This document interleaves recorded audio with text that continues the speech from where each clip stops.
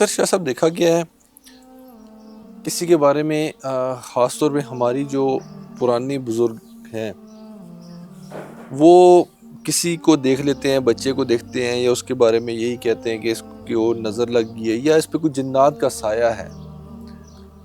تو کیسے پتہ چلائے شاہ صاحب وہ شخص کہ مجھے میرے پیٹ میں جو تکلیف ہے کہ آیا مجھے وہ کسی عمل کی وجہ سے، کسی جنات کی وجہ سے ہی ہے یا کوئی میڈیکلی کوئی ایشو ہے مجھے؟ دیکھیں، سب سے پہلے جب آپ پہ اس میں دو تین چیزیں آ جاتی ہیں، ٹھیک ہے. مسلم شریف کی حدیث ہے جو میں آپ کو کوٹ کر دیتا ہوں: اللہم ذا السلطان العظیم والمن القدیم ذی الوجہ الکریم ولی الکلمات التامات والدعوات المستجابات. عافل، آگے جو شخص بیمار ہے اس کا نام، ٹھیک ہے، آگے اس کے بعد ہے عافل، نام لے کے تو عین الانس والجن، اس طرح کر کے حدیث شریف ہے. یہ حضرت امام حسین اور حسن رضی اللہ عنہ جب بیمار تھے تو نبی کریم نے یہ کلمات ادا کر کے آپ نے دم کیا، ٹھیک ہے. سب سے پہلے آپ یہ دیکھیں، آپ جب بیمار ہوئے، آپ کا سٹمک ڈسٹرب ہو گیا، ٹھیک ہے، آپ نے نماز پڑھ کے، وظائف ہیں تسبیح فاطمہ وہ آپ کرتے ہیں، اپنے پہ دم کر رہے ہیں، ٹھیک ہے. یہ کلمات پڑھ کے پانی پہ دم کیے ہیں، سورہ علم نشرہ پڑھ کے دم کیے، آپ کو نہیں افاقہ ہوا، آپ ڈاکٹر کے پاس جا رہے ہیں، ٹھیک ہے. ڈاکٹر کہتا ہے جی آپ کے معدے میں گیسٹرائٹس گیسٹرک پرابلم ہو گیا ہے، گرڈ کا پرابلم ہو گیا ہے، آپ کا ایسوفیگس ڈیمیج ہو گیا ہے، آپ کو میڈیسن دے دیتا ہے، ٹھیک ہے. آپ وہ کھا رہے ہیں اور میڈیسن کھانے کے باوجود اگر آپ کی وہ مشکل حل نہیں ہو رہی تو اس کے پیچھے بیس جو ہے وہ روحانیت آپ کی ڈسٹرب ہے. پھر آپ کو کسی ایسے شخص کو تلاش کرنا چاہیے.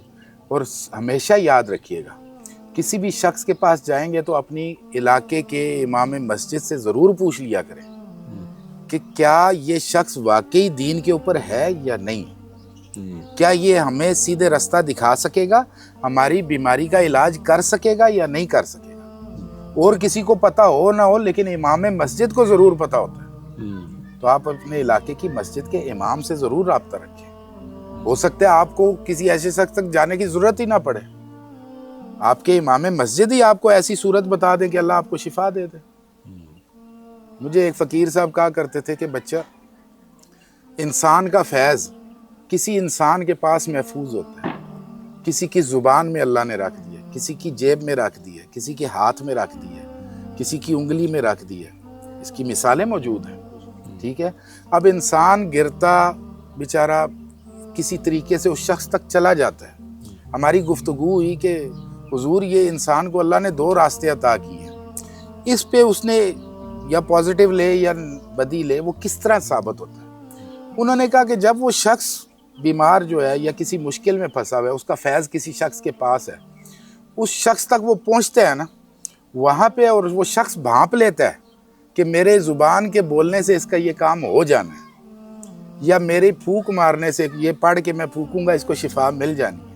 جب وہ اس کو بھانپ لیتا ہے تو یہ اس کی دسترس میں ہے، وہ اس سے ملے گا اتنا ہی جتنا اس کے نصیب میں ہے. وہ اس کو متاثر کر کے، اس کو ڈرا کے، اس سے انڈر دا ٹیبل بھی لے سکتا ہے، اور وہ اس کو اللہ کی رضا کی خاطر اسی طریقے سے اس نے ادا کر دیا، پھونک مار دی، ہاتھ لگا دیا، اللہ اس کو شفا دے دے گا، کام اس کا ہو جائے گا. اور وہ اس کو کہے گا یار اللہ کی رضا کی خاطر جو دل میں آتا ہے آپ ڈال دیں. یہ تو اس شخص پہ ہے. ہمیں فوکس اپنے اوپر کرنا ہے کہ ہم نے اپنی تربیت کس طریقے سے کرنی ہے. اسی طرح میں آپ کو ایک چھوٹی سی وہ بات بتا دیتا ہوں. ہم صبح ناشتہ کرتے ہیں، ہمارے اندر جو دور چل پڑا ہے نا، ہمارے اس نظام زندگی کو اتنا ایک ڈسٹرب کر دیا گیا ہے کہ ناشتہ بھی ہمارا علیحدہ علیحدہ کمروں میں ہو رہا ہے. ہم ایک جگہ بیٹھ کے ناشتہ نہیں کرتے.